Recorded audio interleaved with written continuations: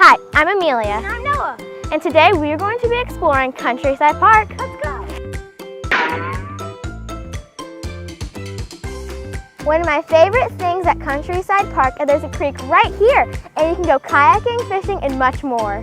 I wish we got the kayaks.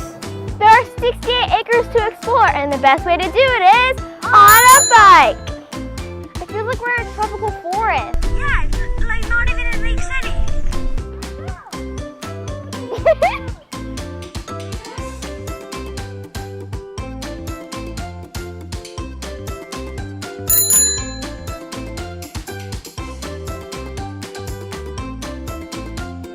They also have a soccer field, a baseball field, a basketball court, and a volleyball net. There's also this pavilion if you want to hang out with your family and get out of the sun. And also, there's bathrooms in case you need to go. Thanks for joining us at Countryside. See you next time.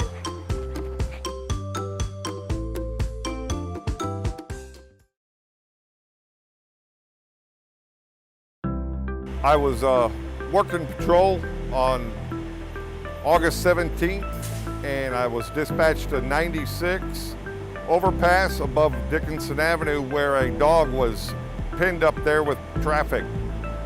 As I arrived, the people were trying to catch the dog. The dog jumped over the bridge and landed in the grass behind me. I called immediately, let dispatch know that the dog had jumped, and for animal control to come down to Dickinson Avenue so we could get the dog. We could tell he had a broken leg. Wasn't sure of any other injuries. At that point, Officer Martinez showed up. There was two other bystanders who helped us load the dog on a blanket, safely load him into my vehicle, and transported him to Marina Bay Animal Hospital. We crowdfunded to fundraise for his surgery and take care of his medical expenses, which was really wonderful. Community came together, about 50 people donated various amounts, and we were real happy we were able to pay for his surgery. He's about a year old. He's lab pit mix. I mean, right away I could tell he was a super happy, super friendly dog. But he's got about 2 more weeks until he gets the pin out of his leg, and then he'll be able to complete the healing process. Just want to thank LCPD for all their help every time we go on a call, because there's no way I could have loaded this big boy by myself. I'm just happy that we could save the dog. He's a really friendly dog and he's doing good. And now he's looking for a good home and he's a good boy.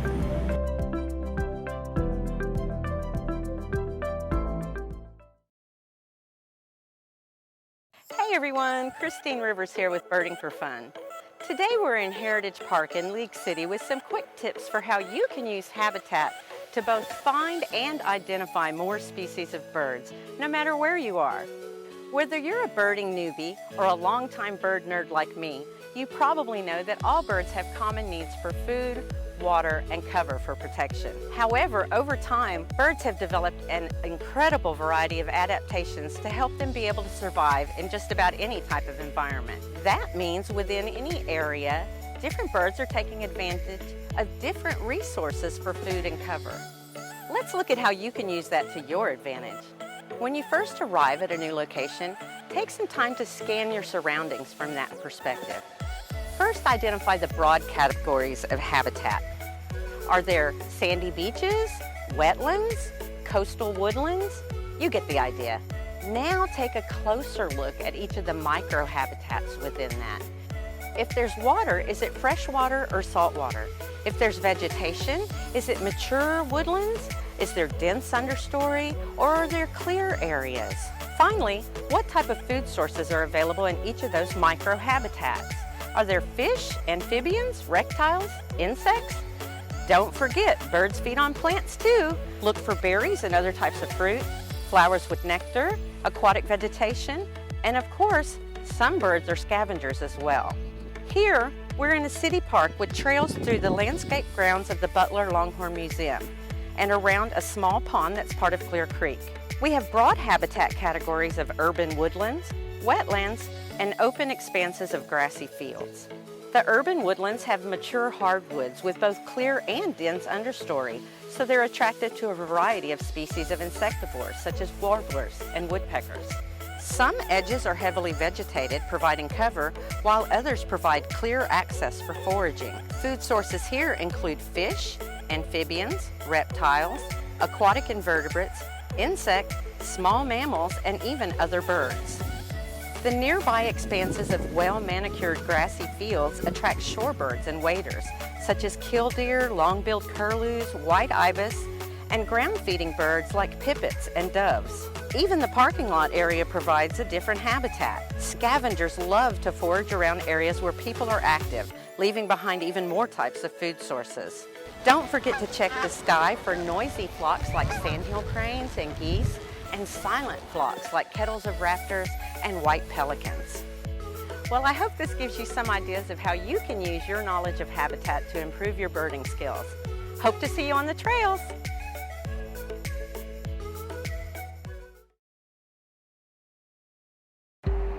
Years ago, League City was known as a town of friendly folks and majestic oaks. Fast forward to today, and you still can enjoy these beautiful oak trees that line Main Street. But things are a little different. Just listen to the traffic along Main Street. This one-time bedroom community is now the largest city in Galveston County, with a population nearing 110,000, and we're still growing. So what is League City doing to make sure our community is the best place to live, work, and play for now and into the future? Let's take a look at some of our successes over the past year.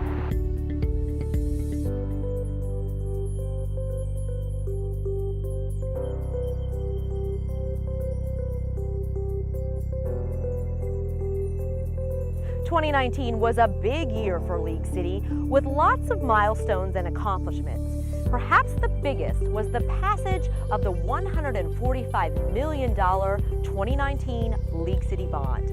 I'm here in the Oaks of Clear Creek neighborhood. It's one of the many subdivisions and neighborhoods in League City that will be undergoing drainage improvements in the coming years, and it's all part of the bond program. The bond program was such a milestone because voters overwhelmingly approved it, but it was also the first time in 27 years that a general obligation bond was even on the ballot. Included in the 2019 bond are 31 drainage projects that will harden and strengthen League City against future flooding. Projects include constructing new detention ponds and enhancing the capacity and efficiency of existing ponds and easements. In addition to drainage improvements, the 2019 bond includes 10 traffic projects that will help alleviate congestion and improve citywide mobility. Projects include new traffic signals, new roadways, and extensions and improvements to existing roadways. League City voters in 2019 also overwhelmingly approved a 1/4-cent local sales tax increase, something that has failed in several previous attempts. Like the 2019 bond, the funds will be specifically allocated to mobility and drainage-related projects across the city. Design work and pre-engineering work is already underway on many of the 2019 bond projects. And because of League City's strong economy and excellent bond ratings, the city was able to borrow the first installment at an interest rate of 2.5%. In addition, League City in 2019 refinanced $17 million in old debt at an interest rate of 1.9%. This will save taxpayers $3 million over the next 12 years. When you combine that with the fact that League City has the lowest property tax rate in 30 years, residents can rest assured that their city is financially stable and maintaining strong fiscal policies. While the 2019 bond and proceeds from the 1/4-cent sales tax will help harden League City against future flooding, it will not help with elevated water levels here along Clear Creek. After Hurricane Harvey, League City took the lead, working with other cities to see if there was support to create a regional flooding solution. And in 2019, our hard work paid off. In November, the Army Corps of Engineers began an 18-month study to identify drainage issues and mitigation strategies for Clear Creek and Dickinson Bayou. League City is sharing in the cost of the study with Webster, Friendswood, Dickinson, and Pearland, as well as Galveston County and the Harris County Flood Control District. Once the study is complete, the next step will be to develop a comprehensive flood control plan that will ultimately protect the region from future floods and hurricanes.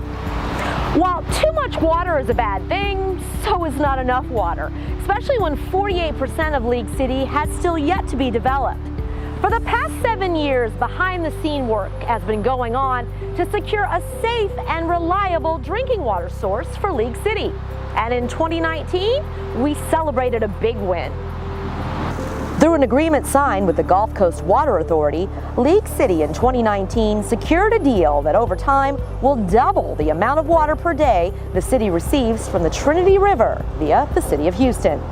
In addition, a cost-sharing agreement between League City and 7 other cities, including Houston, will fund the replacement of an aging water line that supplies 70% of the city's surface water. It's a big win for our city that ensures a critical portion of our infrastructure meets the growing needs of our community. Maintaining League City's infrastructure goes beyond water, mobility, and traffic. It also involves public safety.